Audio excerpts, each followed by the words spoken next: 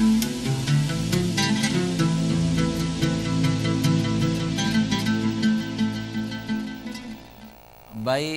alhamdulillah pemirsa Aceh TV, kita kembali di Ustaz Menjawab. Ini segmen terakhir, Pak. Ya, oke. Kita ingin perdalam tentang sedikit. hujan dan banjir ini. Ya. Atau boleh kita katakan hujan dan banjir ini di satu sisi hujan itu kan rahmat Allah Ya, Subhanahu wa betul. taala. Ya.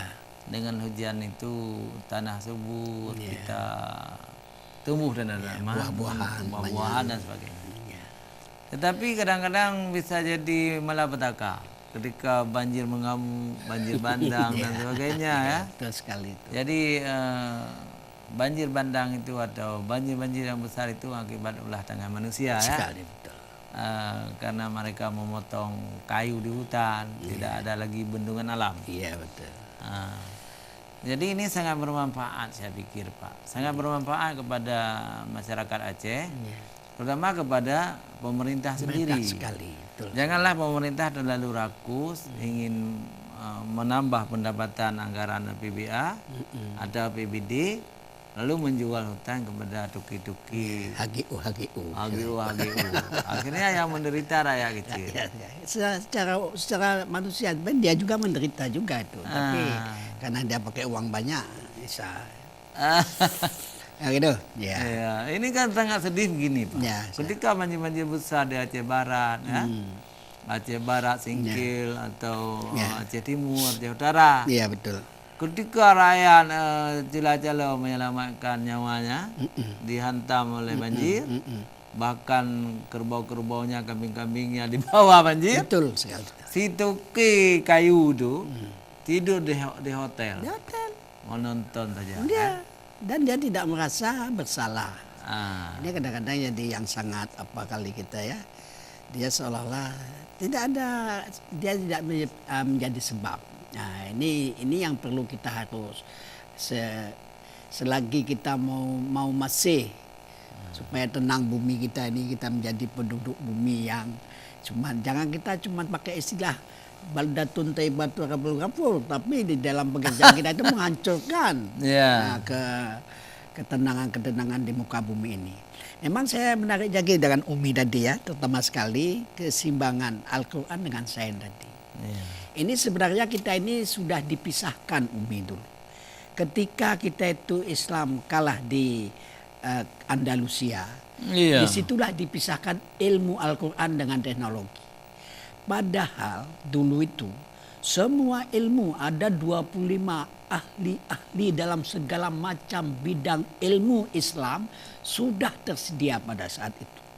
Ketika kita kalah, maka habislah ilmu itu. Dan ilmu itu diambil satu-satu oleh orang barat, dia kembangkan.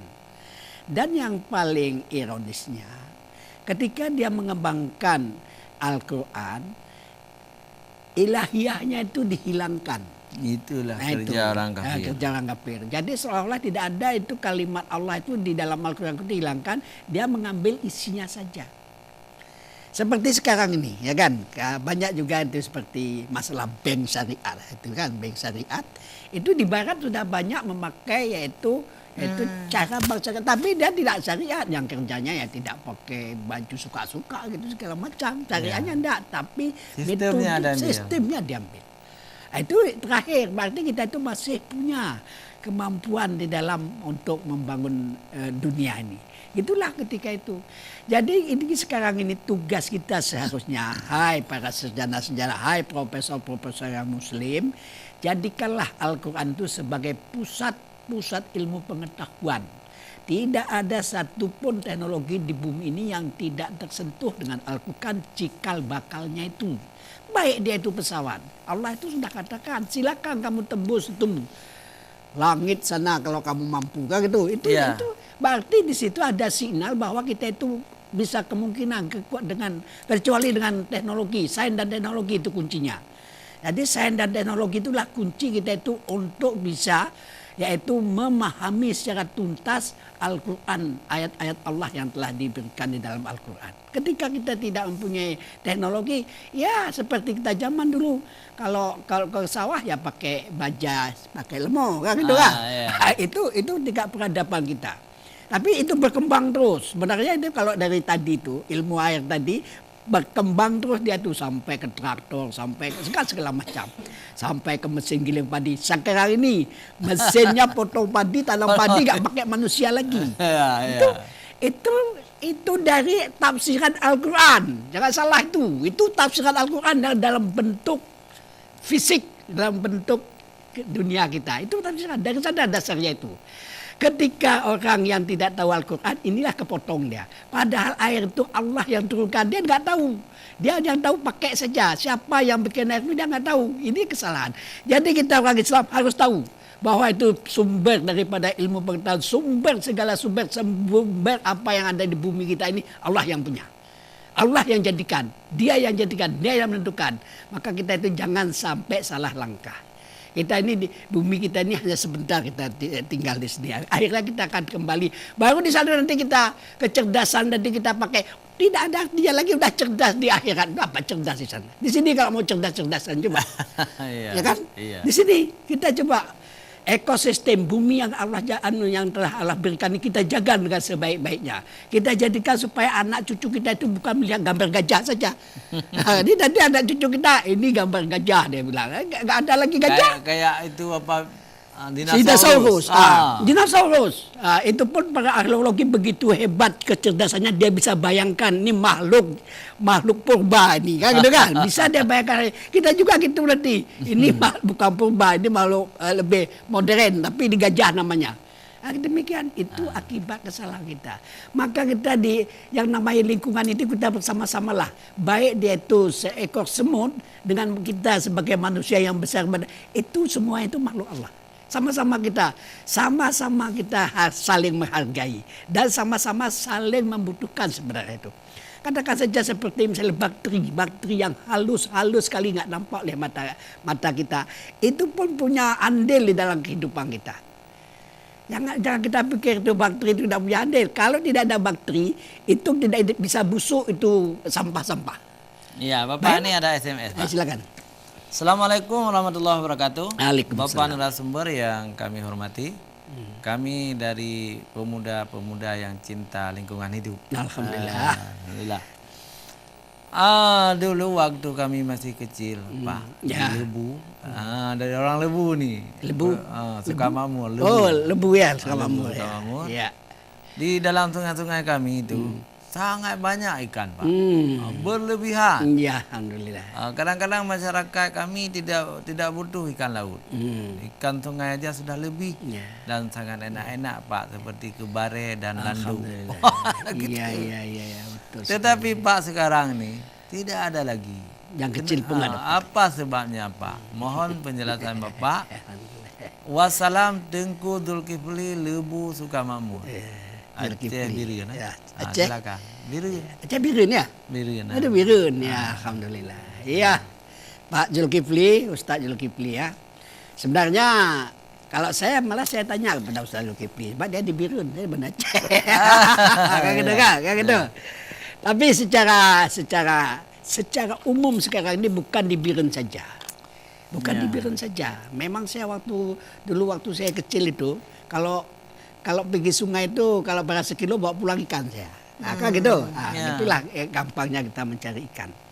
Tapi saat sekarang ini anaknya saja kita tidak dapatkan. Bayangkan. Ini akibat ulah manusia. Yang pertama sekali. Itu sungai sudah ternoda. Jadi ada di sana itu limbah yang dibuang ke sungai. Limbah ini bisa mematikan biota air. Itu pertama sekali. Itu lain lagi nanti yang pakai jenuh itu diracun, cari ikan dengan pakai racun. Itu pun nggak bisa, itu semua mati itu semua. Nah, kalau yang limbah tadi pertama itu dari irigasi bisa timbul limbah. Kemudian pembuangan mungkin kalau apakah ada industri di sana. Termasuk misalnya kalau Banda Aceh paling ada industri tempe sama Industri tahu. Itu limbah itu yang bisa menyebabkan. Nah, makanya kemudian bukan aja dibiarin di sungai, malah di laut besar ini saja sekarang ini sudah terjadi, yaitu penghancuran habitat laut. Ini akibat limbah juga. Ini kalau cerita di laut itu limbah yang tidak mau terbusukkan, yaitu seperti plastik. Itu luasnya itu di Atlantik itu seluas benua Amerika, sudah ditutup dengan plastik laut itu, bayangkan. Astagfirullah. Nah, itu hasil daripada foto satelit.